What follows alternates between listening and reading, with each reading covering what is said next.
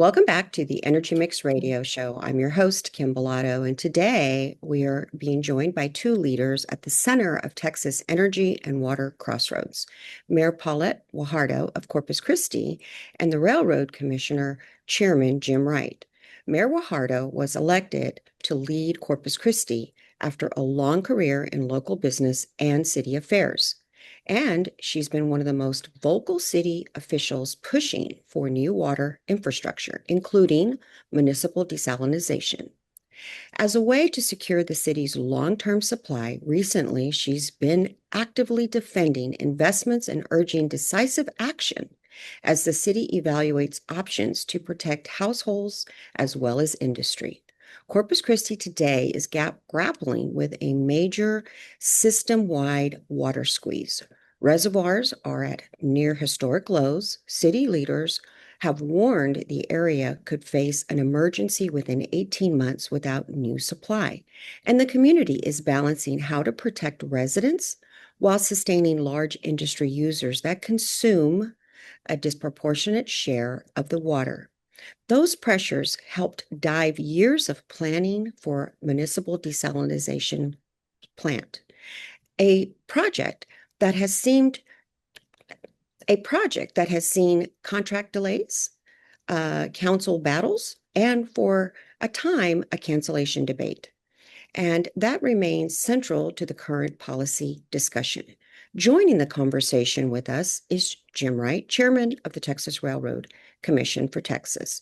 Jim is a fifth-generation South Texas rancher and businessman who was elected by the commission and was recently chosen by his colleagues to serve as chair. He brings an energy sector perspective on how water supply issues intersect with industrial operations, permitting, and statewide energy reliability. Corpus Christi is already moving on near-term fixes, drilling new groundwater wells and approving new major water projects and funding to try to shore up its supply, while restarting critical desalination and regional partnership talks that have been delayed. Those efforts are intended to add millions of gallons per day over the next several years, but carries big cost, timing, and political trade-offs that the city must weigh. Mayor Guajardo, Chairman Wright, thank you for joining the Energy Mixx Radio Show today. Thank you for joining the Energy Mixx Radio Show today. Mayor, I want to start with you. Can you walk our leaders through the city's most urgent water risk today? And then maybe after that, we'll get into the contingency actions that are already underway. And what timeline are you guys working with the residents and the businesses so we know what to expect? Sure. Yeah, Kym, and thank you for having us on the show today. As you mentioned, we are in a critical state right now. We really are, and we have been working with our professional staff, with our partners, and just the leadership across the region to diversify. That's really the word, to diversify our water resources, and to do that we have to collaborate. And so it's November of 26 is the kind of D-Day, if you will. So that is what we're working to beat. We have to be innovative in doing that. We have to look into how quickly we can get water that is going to take us to that date so that we don't go into curtailment, because we know that we cannot allow that to happen. We just cannot. And we're working very, very hard every single day, with the goal or the mission of our water team being it must remain consistent, and it has remained consistent, and that is to move forward with different sources of drought-proof water, right, supply. And so, as you mentioned, we are one of the first things we did was make some major improvements, 16-ish, I think it was 16 million or so, millions of dollars of improvements to our Mary Roads pipeline. And that allowed us to increase that water flow from 55 million MGD to a little over 70, I think it's about 73 MGD.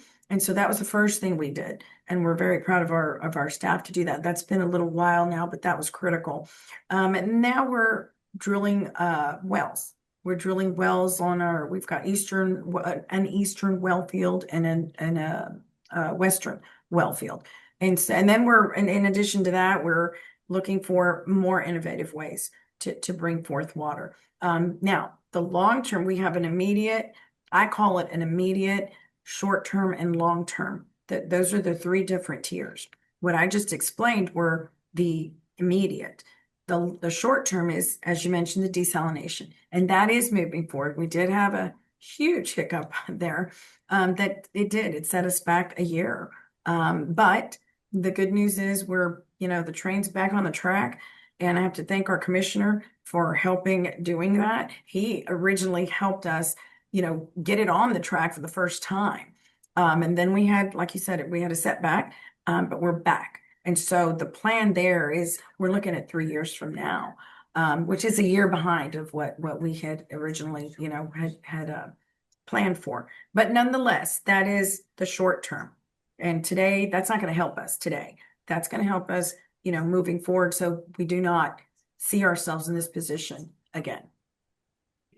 Well, no doubt that we all are aware that there have been problems, but then there's also been community involvement. Do you think, what is your perspective in the way of to your constituents that you run one of the most important cities in North America? It's lucky enough to sit the Port of Corpus Christi, which is a huge energy port. And so this water is important, not just for the community, but for industry. And I guess my question to you is, do you think that the residents understand in some way like what's at stake? I mean, I know it's a hard balance between looking at people who feel the environment and water is crucial for them, but at the same time, it's such a balancing act for you to also keep industry there because it's the livelihood of what's coming in the way of dollars for the community, for schools. How are you balancing keeping both parties happy? It must not be easy. It is extremely difficult. And you're right, Kym, because think about it. There has never been a time, more so than today, where people are hearing the importance and the real impact of industry in our community. We tend to take it for granted. You just tend to take it for granted. Refiners, they're out there and all these people work there and okay, no big deal until it is. And so today you have one side that says, well, they're not doing their part. They're not paying their fair share.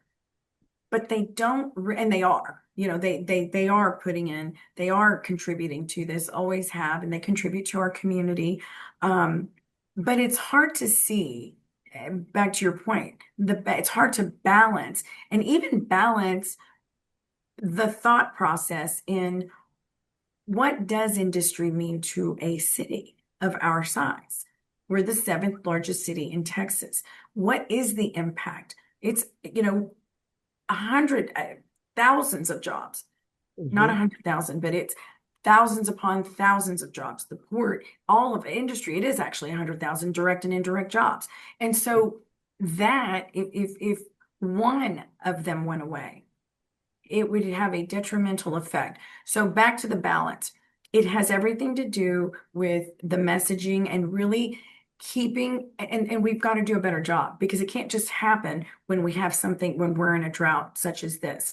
We have to continually let our residents know the importance of industry in our city. And there are people that are going to say, we don't care. Well, we're an industrial city, like it or not. That is the bread and butter of this town, of this city. And they provide so much to so many families. So I don't like it when people refer negatively to industry because industry are families. Industry are mom and dads, their children. It's a livelihood and sometimes a legacy, of generations working for, Valero or Citgo or Cheniere or what have you. So to me, they are a critical part, but I live in this world. So to answer your question, it is we need to do a better job year round, if you will, to keep people engaged and informed as to their importance to this community. I think you are so right. And it's funny how we forget things. But, I don't live in your district, but I do have a home in San Patricia County. And I do remember when we unfortunately had to endure Hurricane Harvey and Hurricane Hannah. And literally shut everything down. But if I remember correctly, when I was reporting, it was the big oil and gas companies that ponied up the $1 million checks to get Corpus Christi back on its feet. It was the energy sector. But also the importance of understanding that when they do leave, like you said, jobs leave, high paying jobs, and it affects and it has a ripple down effect. So it's important that the leadership, you really try to help the community and that you most importantly understand, the benefit, because if you're only a tourist town, right, and something bad happens in the weather, you also have the energy sector that's providing resources, income, and jobs. So it's two-step, not just a That, one-horse town, if you will. And that's we saw exactly that. right. We don't want to forget the lessons that we should have learned from these hurricanes and how the industry has been a friend to the residents of energy. And I would also say I did a survey a couple of years back, and the majority of people had or knew somebody in the energy Mhm. industry in your area. I think they're aware of it, and it might just be a few people that are talking the loudest that really don't apply to the general masses. I think, Mayor Guajardo, you have the support of the community in the way of we know that we need to find water.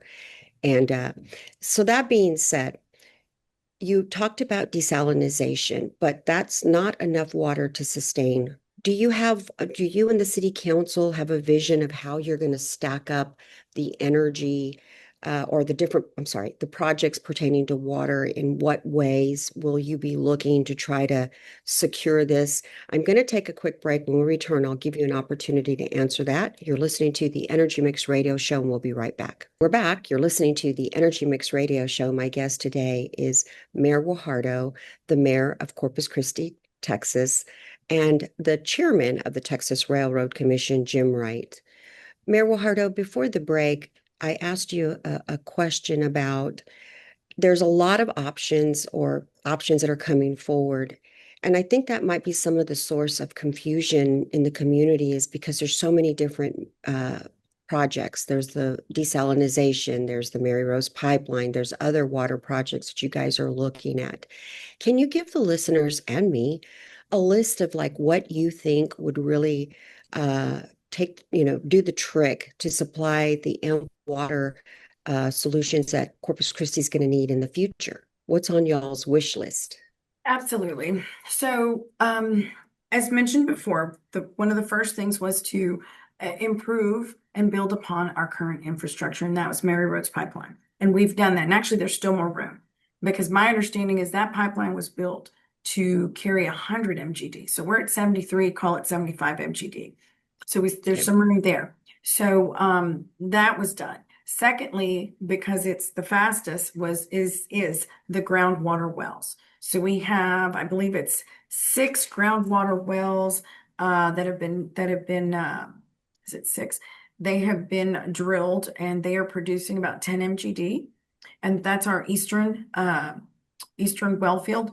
And then we have the western well field, which we're working on permitting. That is set to produce about 17 MGD.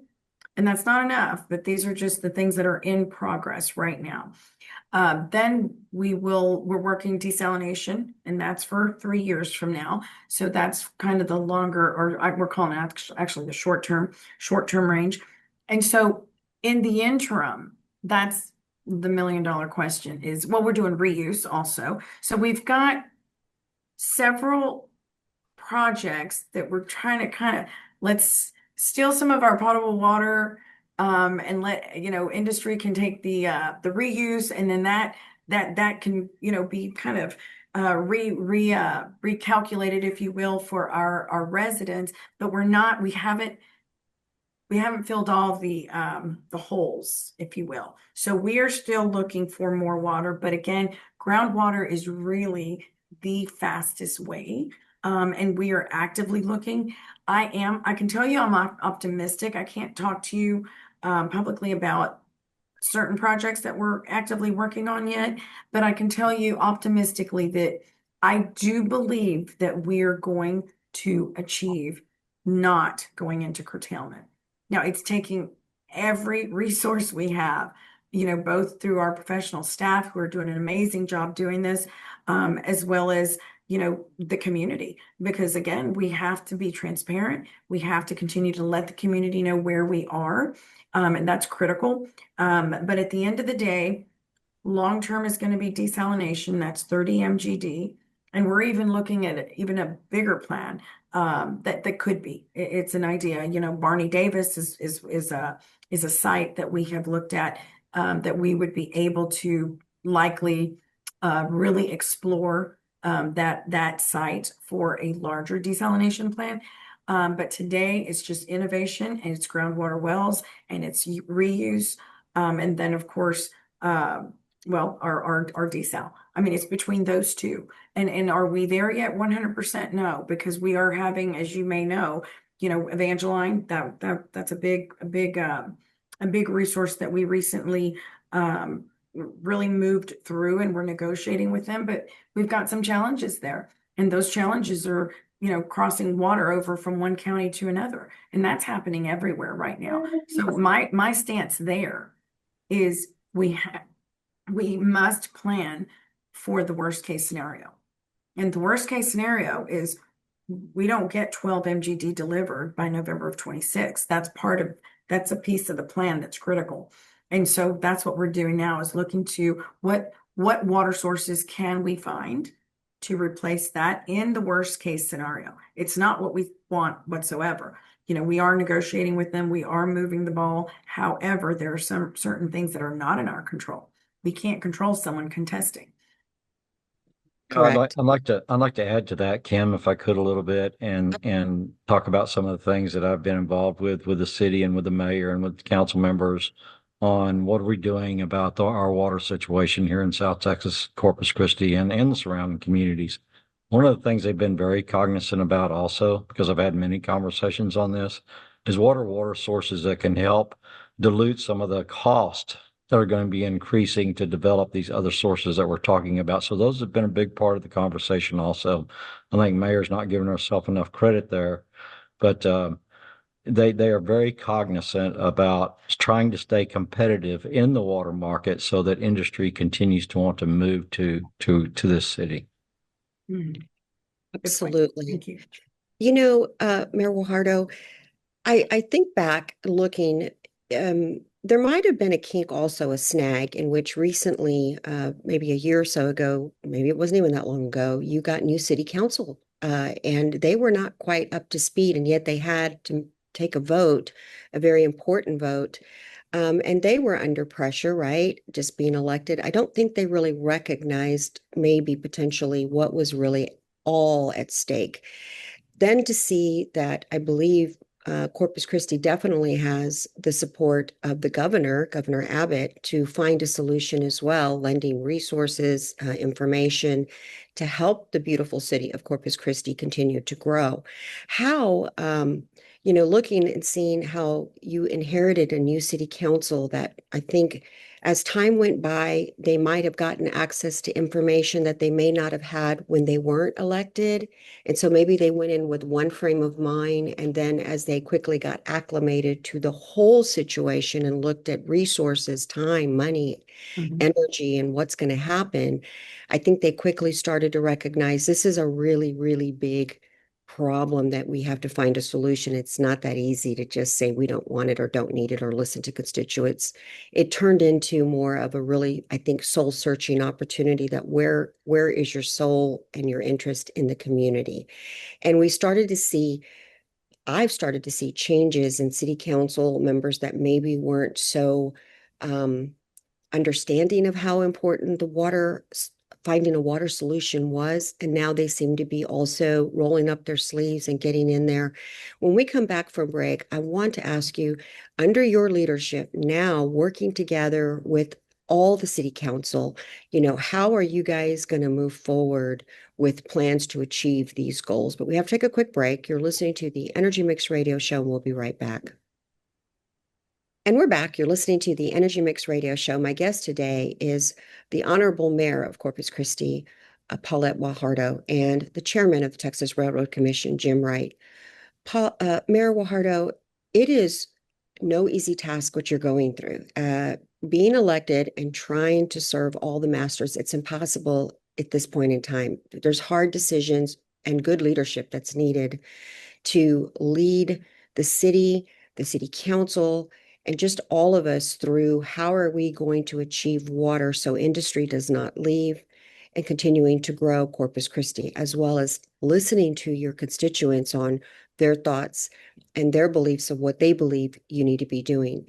How are you, with the city council under your leadership, working together to support all these different plans and try to make them achievable? Can you share some vision that you have on how you're going to herd all these cats?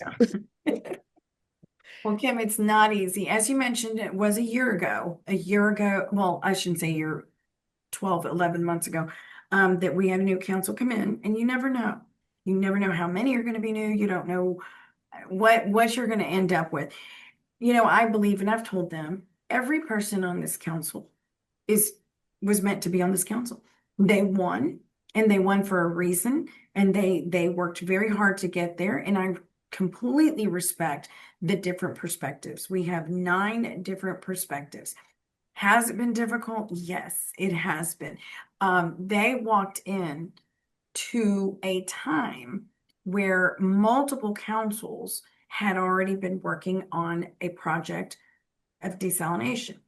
Never in the history of this city has there been the magnitude of this project and the importance of this project. And so catching up with not only understanding what does this project mean, but the impact and the detriment of not moving forward with it. And it was very unfortunate that actually happened. And as mentioned earlier, we've got the train back on the tracks, and the commissioner was very instrumental in that. But it is not easy, because when you are campaigning, and this changes out every 2 years, you're campaigning, you have a due diligence to your constituents to do whatever it is you said you were going to or not do. However, I'm of the belief that the other side of the due diligence is learning and educating yourself on what is the real reality. And Kym, there's a difference when when you're not on council and when you're on the inside, and you really you have to recognize and know and understand, here's what will happen if this, if it's a fork in the road. If we go this route, here's what's going to happen. If we go that route, and you have to come to the table with solutions. If you're not happy with something, what is the solution? What is the replacement of that? Absolutely. And you mentioned community education is often the key to success. And Jim, our chairman, Wright, you mentioned earlier about potentially the cost if Corpus Christi does not get it right. Can we talk about water price versus if we let this opportunity go? Mayor Guajardo, what is the city potentially looking at in the cost of water? Because my understanding is, don't get me wrong, folks, it's expensive. But on the flip side of this, whatever the price is now is going to look like pennies on the dollar in the future in the way of the community growth. Is that correct in how you all are looking at the price per water? Or Chairman Wright, do you want to weigh in on? I just trying to help them understand. I think, we know through history that prices are always going to continue to rise. And that's part of what we're guilty of here is we're at a point right now where it's gone beyond predictions that we were coming out with 10 years ago. So we're having to deal with today's economy to make these projects occur. The problem that I see that Corpus is disadvantaged in comparison to people like Houston, Texas, that seem to get a lot more rain than we get west of the 98th meridian, is they can sell water cheaper than the sources that we're identifying today. So I can tell you the city has done a great job of identifying sources of water, but what we're going to have to stay cognizant of, and the mayor knows this too, is we're going to have to continue to identify water sources that help us dilute those costs so that it stays where residences can afford water, number one, and number two, that we can continue to track that industry to it. Every day that goes by that we're not doing that, and as I said, history is always the same. Prices will continue to go up, and the cost of water will continue to rise. That's Absolutely. exactly right. And the number one, our number one priority has to be and is the ratepayer, because the ratepayer is who's ending up with the cost of this water. And back to industry, if they were not a part of this mix, our water rates would be even higher, and we'd be looking at a whole nother ballgame. That's another piece that people don't realize either, is if they pulled out and all of a sudden you've got this water that someone's got to pay. I mean, it would not be good for the ratepayer. So it's a real balancing act for all of us, and we're all critical to the pie. Yeah. I think the message there, like the mayor is saying, educating people on the relevance of every action and how that impacts other things has been a continued effort, I think, on everybody that's in a leadership position. It's just a message that sometimes gets very complicated. And I find people tuning out a lot when you try to explain every detail of something. So, if I had to fault me in anything, I probably haven't done a very good job of getting that message down to where it's pretty simple, and getting to people the ability to understand, what is really going on and how that would impact them without making the decisions that we're currently making today. Absolutely. Let's take a quick break. When we return, I want to talk about industry, and how are they paying their fair share? That seems to be a concern to the community. You're listening to the Energy Mixx Radio Show. We'll be right back. And we're back. You're listening to the Energy Mixx Radio Show. My guest today is the Honorable Mayor of Corpus Christi, Paulette Guajardo, and joining her is Chairman of the Texas Railroad Commission, Jim Wright. Mayor Guajardo, before the break, we were discussing education is the key. In a lot of the social media posts that I have seen, there has been a discussion from the community level of that make industry pay for the water. And I believe that is something that is not accurate. Can you give us is the industry paying their share for the water? What is your thoughts on how is the industry contributing to the water situation financially? Everyone who uses water, who is a water user regionally, and we are the provider for over 500,000 people, 7 counties, everyone pays in for the water. And so no one is getting free water, if you will. Now, back to your balance. There's always a balance in, how do we get our community to realize and understand and just know and be aware of the critical impact of what industry pays versus what they offer versus what's critical if they were not here or if they were not a water user to those very residents. And I think that's been, we have to underscore it, because it's been it's never really been talked about until or unless we're in a situation such as this. And this is one that we have not seen in quite some time, this drought. And it's been years now. But at the end of the day, we don't want to experience it, right? We don't want to go into curtailment. We absolutely do not. But we have to remember, as mentioned on the break, businesses and restaurants and big and small businesses, and just so much would be impacted and is a part of the industrial impact to this community. And we don't want that. We can't afford for that to go away at all. And so what they pay in, their part, along with, the $100,000 jobs that are indirect and direct, that has a value that is, I couldn't even tell you that value. Because if you took that many families and really looked at where would they go?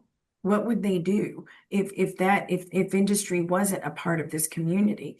And what would our water rates be if industry wasn't a part of, the makeup of our regional water supply? You bring up simplicity. Yeah, the mayor's spot on there. And one of the things, again, to make that even simpler, is if you look at the refining and what they pay for their jobs, most of those are in the six figures. And those jobs, those people go buy cars, they buy at the restaurants, they have family that comes in and visits that stays at hotels.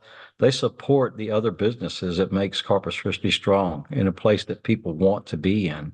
So when you value who's paying what for water, there's a lot of figures that have to go into that, of how you balance that to make sure. And like the mayor had said earlier, without industry, water would be probably not affordable if we didn't have industry in our community today.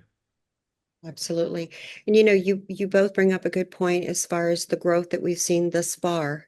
Even though it's been less than 10 years that you've seen in this expansion of growth due to the lifting of the export ban, which turned Corpus Christi, transformed it into the #1 energy port in North America, that you are the leadership of, Mayor Guajardo.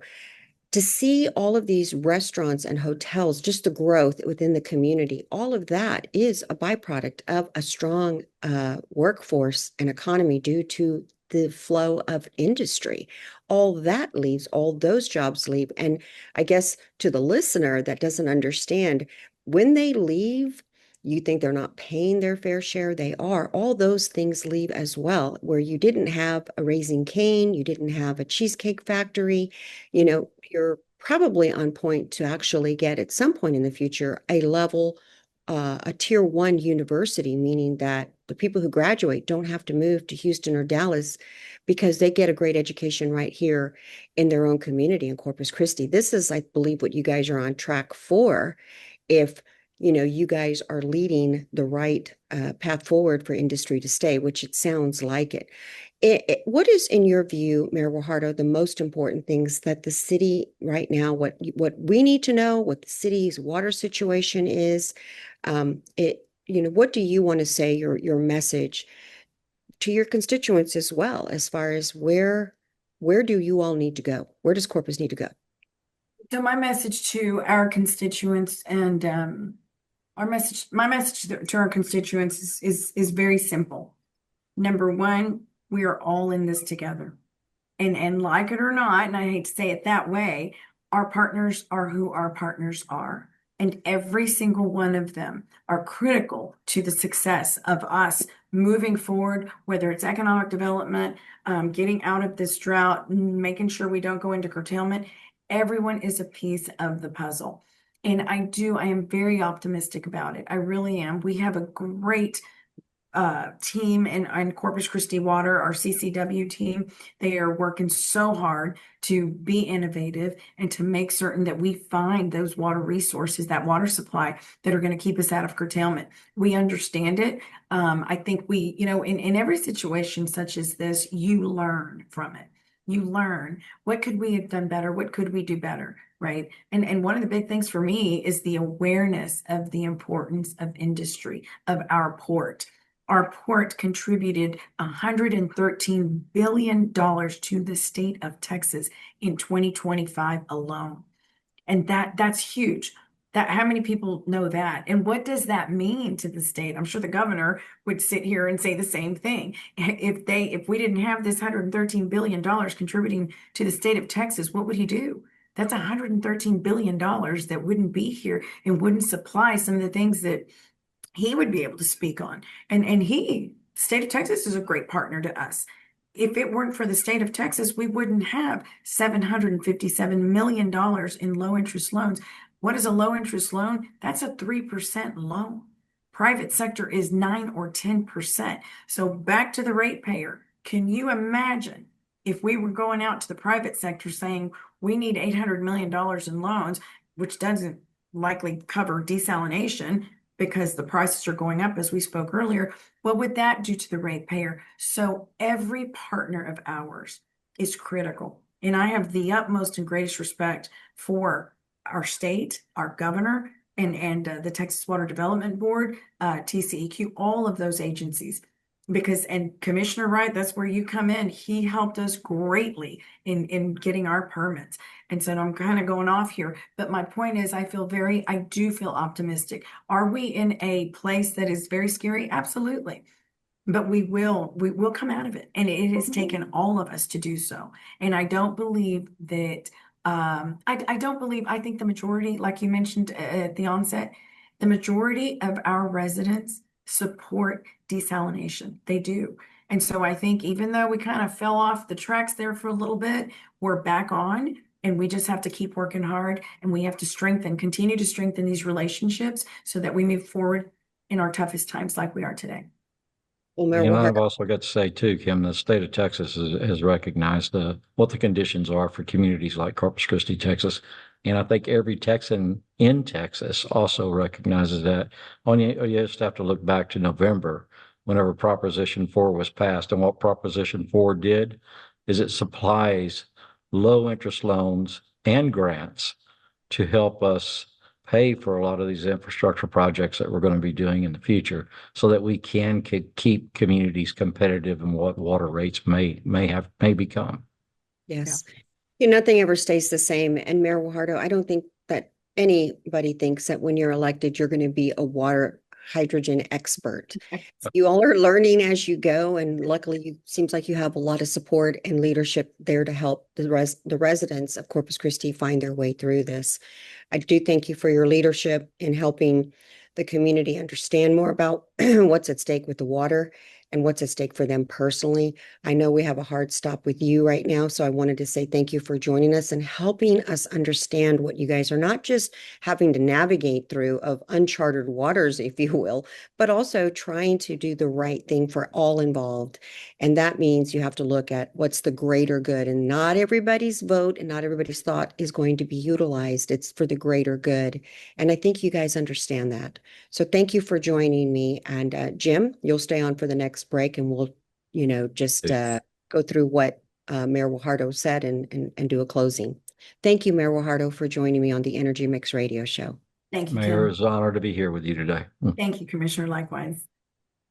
We're back. You're listening to the Energy Mixx Radio Show. My guest on the last segment is the chairman of the Texas Railroad Commission, who has joined me through this segment or through the show, is Chairman Wright.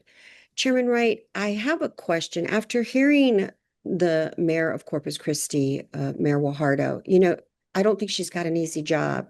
First of all, she's not a water expert, and yet she's having to deal with one of the most critical things that Corpus has dealt with in probably decades, the water solution, and a balancing act between keeping the community happy and industry stabilized or stable. And with that being said, what are your thoughts on where Corpus Christi needs to go? But I want to set this up of saying, I truly believe that despite what one person or maybe 5 or 6 people or maybe 20 people, it is always about the greater good of the state of Texas. And energy is the backbone of keeping this state healthy. And finding a water solution for Corpus Christi as a journalist, to me, is a priority, because I know we have to find that solution to keep energy strong, because it feeds the rest of the state. I don't care who you are. What are your thoughts on what Mayor Guajardo said, and what is the solution in your mind of how they can navigate through these uncharted waters? Kym, it's a little bit complex, and I'll try to break it down as simple as I can. Me being from the Corpus Christi area, not only am I concerned as a person that's grew up around here, but I'm also concerned as one of the leaders of the oil and gas industry for the state of Texas. Water today is a huge thing for our industry on one side, because we've got too much of it, and it's causing issues in seismicity and That's in West overpressurization. Texas, right? That's Yes, in that's West Texas. correct. And then on the other side of that, pretty much all communities west of the 98th meridian are experiencing the worst drought conditions we've ever seen in the state, which means that a lot of them are running out of their traditional water sources. Corpus Christi, I think, has done a great job of identifying new useful water sources. Some of those I'm not real excited about their longevity, such as drilling wells and pulling on aquifers. I think it's going to wait to be seen exactly what's going to happen with that as we move forward in the future. Being in the oil and gas industry, I'm very familiar with different formations and how they communicate with one another. My fear is in water wells becoming dry, or are we going into aquifers that we deplete where we get concentrations of contaminants that continue to increase, which means we're going to spend more money on treating those water sources, and that's going to mean people paying more for water coming down the future. What I do think that we've got to continue to be cognizant of is how do we stay kind of on the same level playing field with everybody else in our nation that is blessed with rainfall and are not in these drought conditions that we're seeing west of the 98th. And the only thing that I know is we've got to start thinking outside the box and looking at sources that we never dreamed about using before. One of those sources being produced water that comes up alongside the crude oil that makes Texas's economy so great is huge in volume. Today we deal with about 30 million barrels daily of produced water. Technology has come so far today in how to treat water in general that I think the economics, that technology is here, and that needs to be part of the matrix of what we're considering moving forward in the future. Because given that we have to look at alternate uses of produced water other than injection due to seismicity and overpressurization, that's going to force the industry and is forcing the industry to think outside the box and treating that water and trying to utilize it in either irrigation, surface water recharge or aquifer recharge, all kinds of things that water could be used for. But that water will be, I think, some of the cheapest water that we'll be seeing for our future everywhere west of the 98th meridian, which could be a source that helps dilute the cost of other sources that are being developed, such as desalinization of oceanic water. That's my fear for these communities. That's been my biggest fear for Corpus. And like the mayor had said earlier, our port is one of the biggest revenue producing things we have in Texas. It is the major. Do not pluck that golden goose. Right. It is the major number one export of the products that we generate here in Texas. And by products, I mean natural gas and crude oil. And that market will continue to grow. That is a great thing for the city of Corpus Christi and what the opportunities are for us. I think we've got to stay focused. We've got to start thinking a little bit more outside the box, and we've got to look at all these sources to continue that success. I want to do a quick comparison as we close out the show, which is recently Chevron announced they are leaving California, paying billions of dollars to get out of California. California is already paying the highest at the gas pump for this exact reason, in a different commodity though. Theirs is they don't like crude, and they penalize it to the point where now they're paying so much more than we are at the pump. Water is in the same industry, in my opinion. It's another commodity that's precious here. Do you think that Texans are going to understand, do we really want to end up like California, plucking that golden goose? And while I'm talking crude and energy in California, isn't it kind of similar when we're looking at how important water is here? We don't want to end up like California. Talk to me. Make this make sense. You're exactly right. I mean, and that's where it goes back to be so important of getting messaging out and educating people on, what creates the lifestyle that you're accustomed to, that you like every day. California is a perfect example. California, I don't think, did a very good job of educating people on how do they maintain their lifestyle, how do they maintain affordability, all the things that we like and we enjoy. I can say for California, not very many years ago, they were the third largest producer in this nation. Yeah. They produced Anything. over 1 million barrels of oil a day. Today, they produce less than 300,000 barrels of oil a day. And you can see what's going on with their economy. You just said it earlier. They pay a lot more for their products than we do in other states that are friendly to industry. And that is all based on education, because people go into the polls and they vote for hopes that these people will do better for them, not really knowing that these people don't know much about what makes things successful, for that state and for the lifestyles that they enjoy. Absolutely. And I think the most important thing to think about when we're looking at how does it affect our lives, this rainy day fund and what the GLO collects for schools, it affects whoever's listening, rather it's your roads, transportation, education, law enforcement, teachers. Everyone is getting a piece of that pie. So you are connected, like Mayor Guajardo said, it's all interconnected. We want to look at California. That's the model that we don't want to go to.